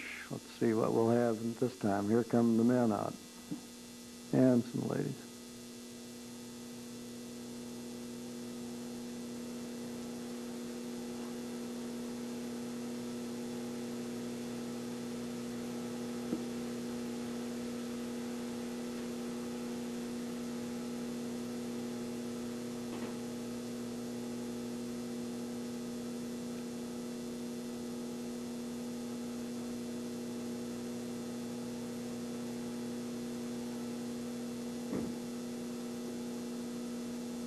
Lots of familiar old faces. There are too many to identify as they come out.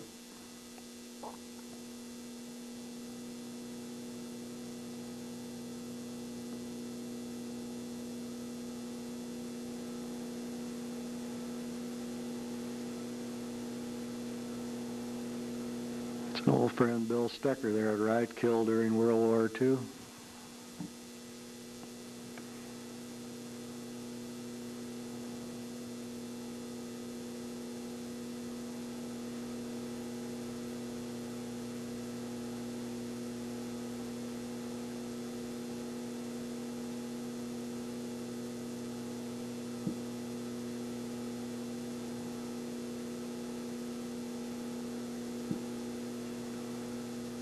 Ladies' clothing was considerably different in 1938 than in 1985, but the men's doesn't seem to have changed very much.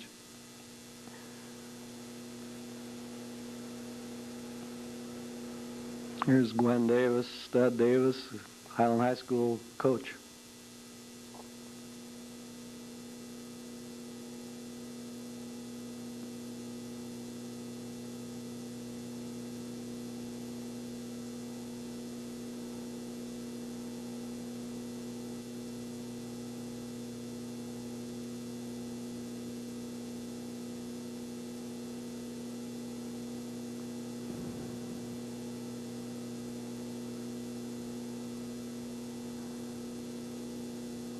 Alice Cook must have really had a good turnout that Sunday.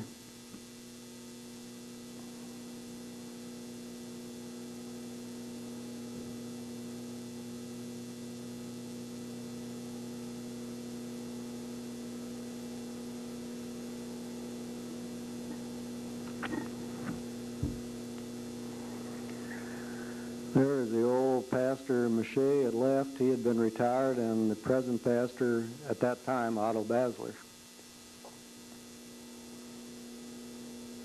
The choir girls coming out.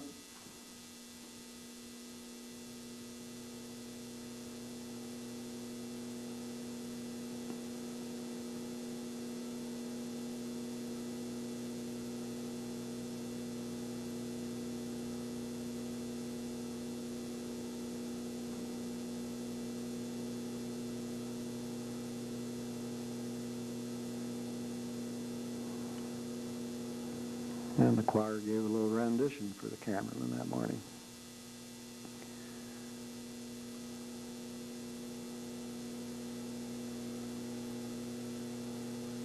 Looks like Eunice Holler doing the directing.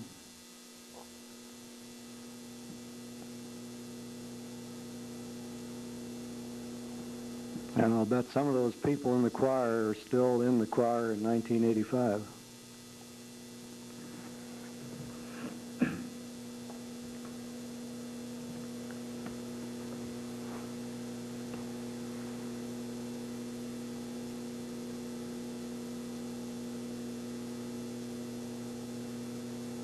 Right there in the center in the front is Louise Langenberg, who has been in the choir for many years, I'm sure.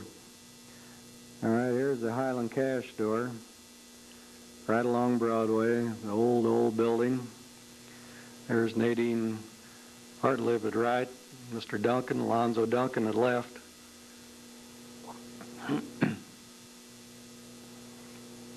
There's Tilly Bellum, Mrs. Holt Cutter. These are all clerks in the Highland Cash Store, which took up the whole building. Now there are 4 or 5 businesses in there.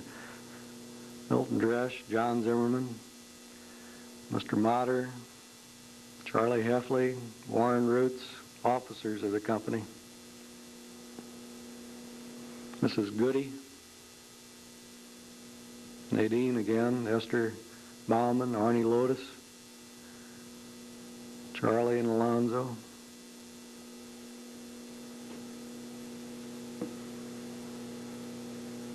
That looked like Irwin Yeagle.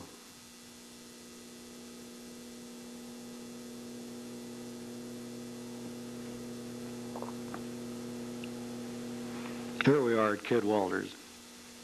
Misidentified before. This is, there's Gus Boppel, who was a bartender. And there's Kid at right. That's where Ethel's place is now located. And some animated customers. Drinking that Schatz old lager made right here in Highland.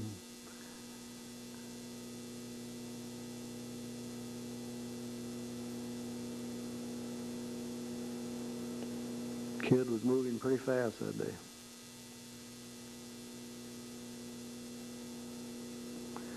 That was Herman Dries there. Now we're in school.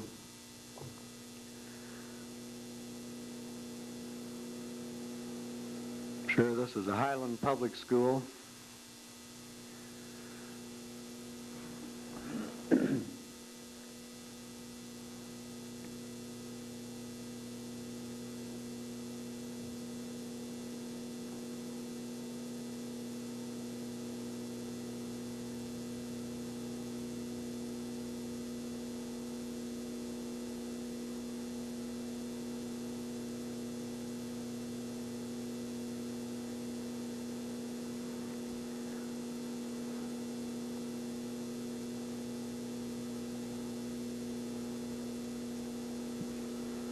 Yeah, suddenly switching from the school back to the brewery, and here's the old brewery building, no longer used for original intent.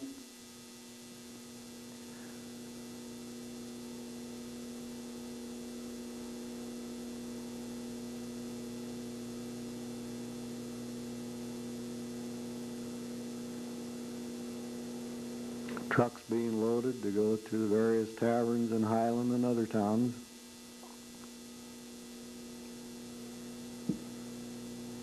Beer drinkers of the day said that the product was very good, but after the war, the brewery just couldn't compete with big companies such as Anheuser-Busch.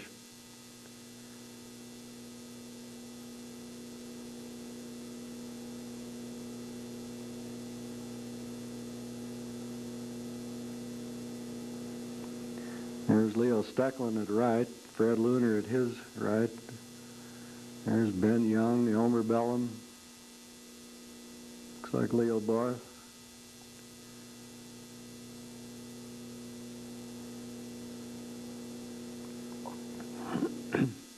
There's Sticks again, Leo Stecklin, one of the officers at that time. The brewery had rough sledding and went bankrupt several times. There's Greenenfeller Lumber Company, which was then located right next to FMB Elevator, and they both went up in flames. That's the Greenenfeller Lumber Company planing mill. That building has been torn down. It was right along the railroad tracks on 6th Street. Back to the Greenenfeller Lumber Yard along Walnut Street.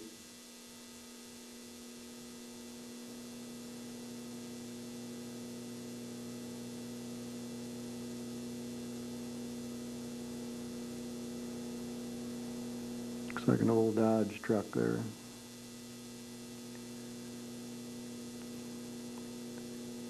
There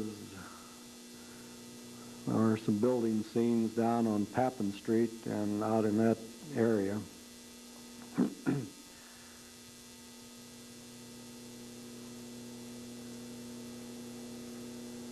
There was the area where Bill Dickerson lives in 1985. Mrs. Flora Schaffner, Mrs. Ed Hilbert. Now this looks like along Poplar Street. Okay, here we are to the Arthur Greenenfeller home right across the street from the hospital. There's Arthur Greenenfeller at left and his bookkeeper of the time, Alvina Tittle. Here's Schumi again there's Doc Colmar, who had his office upstairs. He was a dentist upstairs in the building where Darda Electric is now located. And Brown's Cafe was then in where Darda Electric is, and that was the hangout of all the teenage kids at that time. And also a general restaurant for adults. Bus stop, place to get your newspaper.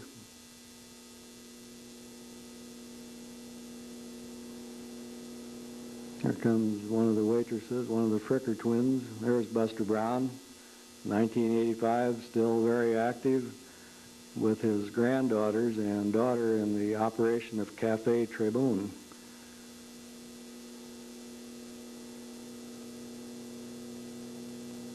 In the summertime, Buster put a popcorn machine out in front on the sidewalk and sold popcorn to all the people who came by. Here we are back over in front of the Evangelical Church. That looks like Pastor Mache. It is, getting out of his 1934 Chevrolet. He was a pastor in the days when they still had services in German. Here's the first Congregational Church, which had just been built a couple of years before that.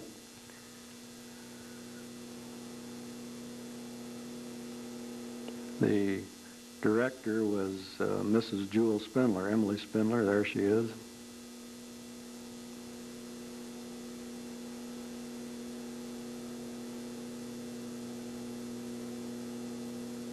Standing in back, and I guess we're not going to see the scene, was Marion Alch, who went on to becoming an opera star in Germany. Here was Stratman Lumber Company, and now it's known as Community Lumber Company. George Stratman had bought it several years before from the Marty family. That's Chick Shipbach had left.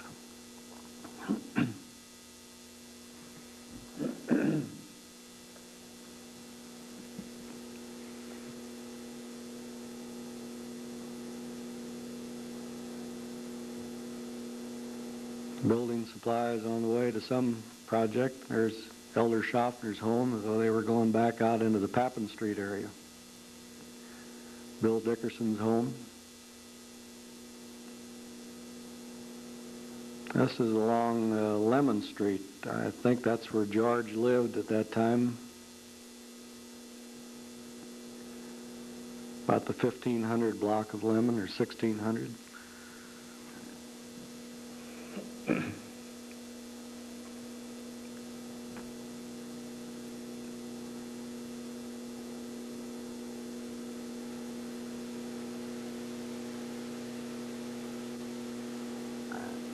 Hod carrier taking his bricks to the site.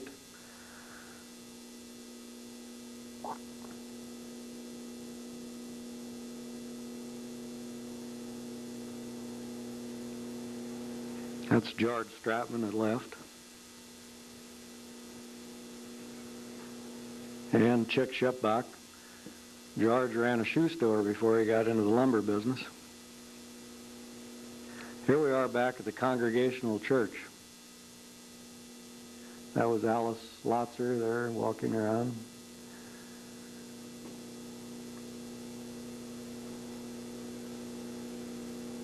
There's Al Sauter in his Homburg with his mother, David Bauman, John Mintz,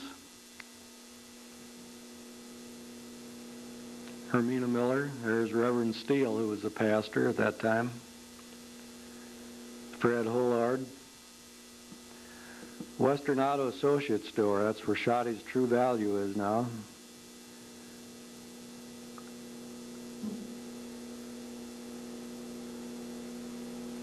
Owned and operated by Arvil Winnett, shown here.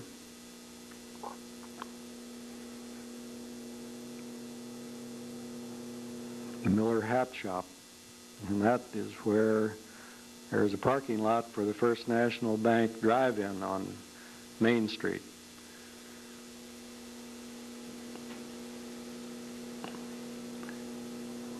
And there's the operator, Hermina Miller. It was before that operated by the Chudy sisters, and Hermina Miller, and Lucille Schmetter was in there someplace.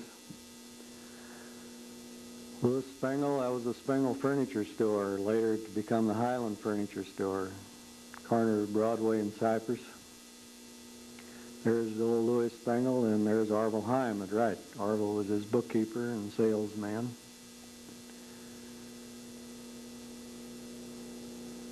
Ray Spengel was, of course, a member of the company. There's Spengel Funeral Home, which is now Spengel Belangi Funeral Home, since remodeled.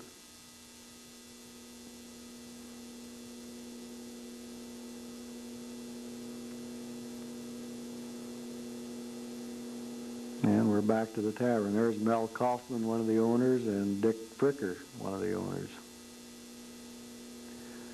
And there's Joe Creed, who might have been one of the owners. There's Milt Zobrist, who was the operator of the gas distributing business. And there is Mr. Kaufman, who operated the gas station in the tavern building.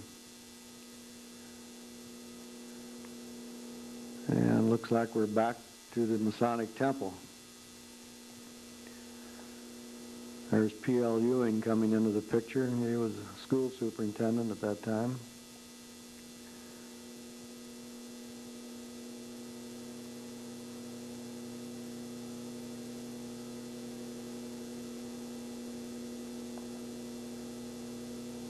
There's Mr. Ewing again, Al Huth down there at the right corner. There's the old Dr. M.D. Tibbetts.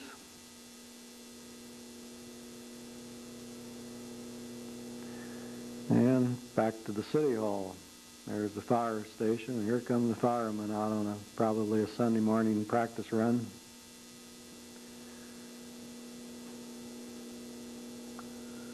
And there is what was at that time the C.J. Hug Company, Hug Truck Company on one side, and it was the Highland Dairy Farm at the other, where Highland Supply is now located. So the firemen took their rig out that morning to practice. There you can see Wick's Organ Company in the background.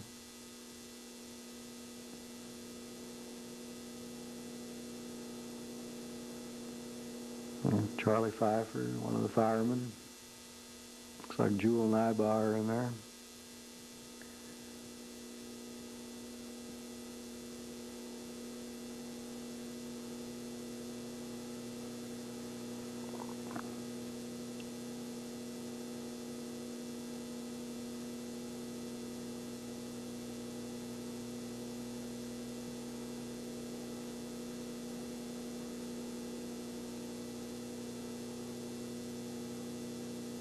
Back up Broadway, and going to put the engine back where it belonged.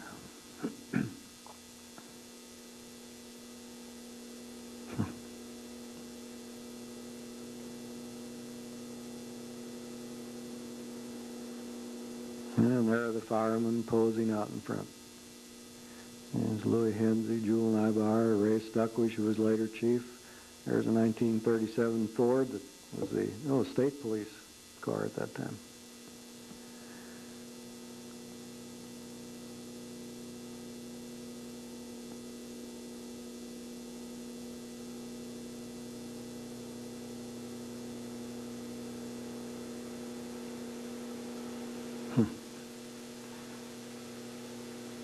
There was Zitha Mullet and Marie Kusterman walking in front of the City Hall. Now we're back to the high school again. Whoever did the splicing together of these movies kept the narrator busy. And here we are at Klein's Fashion Shop. That was right, it's at the corner of Main and Cypress. There's now a Keevan apartment building there. Klein's Fashion Shop was owned by John Klein and his wife Stella. Men's and ladies' clothing and shoes. There's Floyd Brazel, who was a clerk in the store.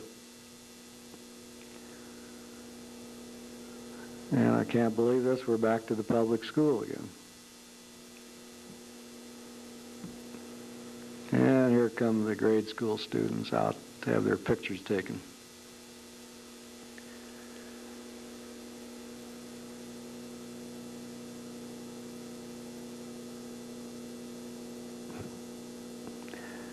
There is the Venerable Florence Holliger standing there, coming out with her students.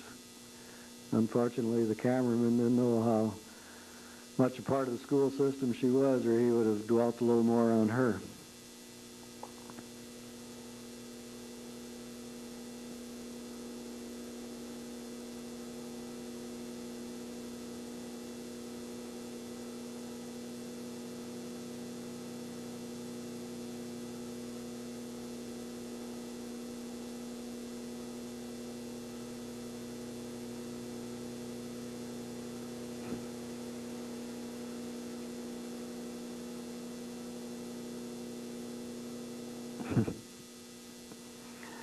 We have a little reverse motion to go with it.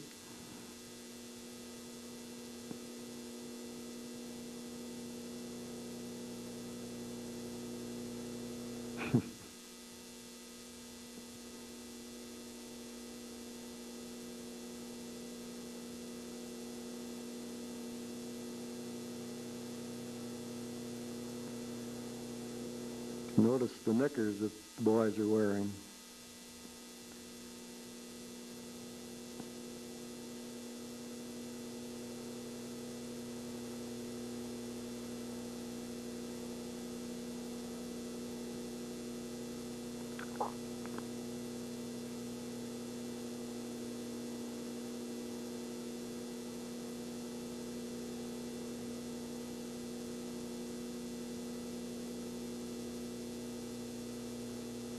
Looks like we're into the high school now.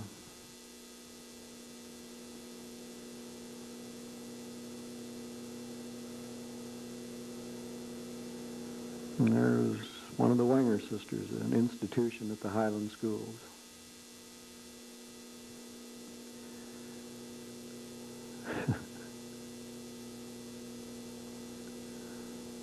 It's Coach Davis.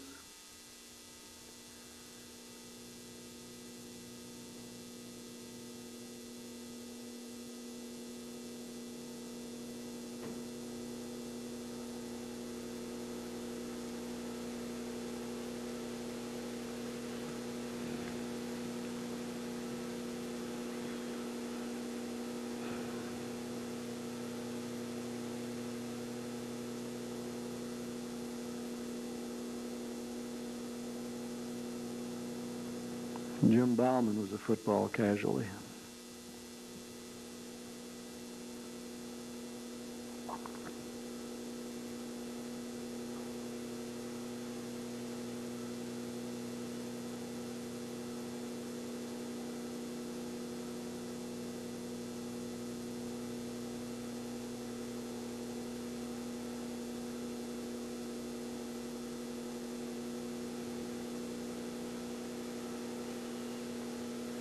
All familiar faces, but too fast to identify here.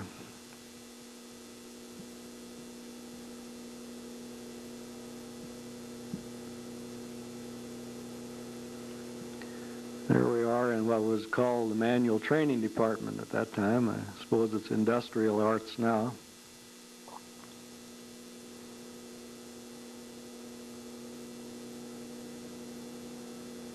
The boys were really busy there. It's Merle Harrington.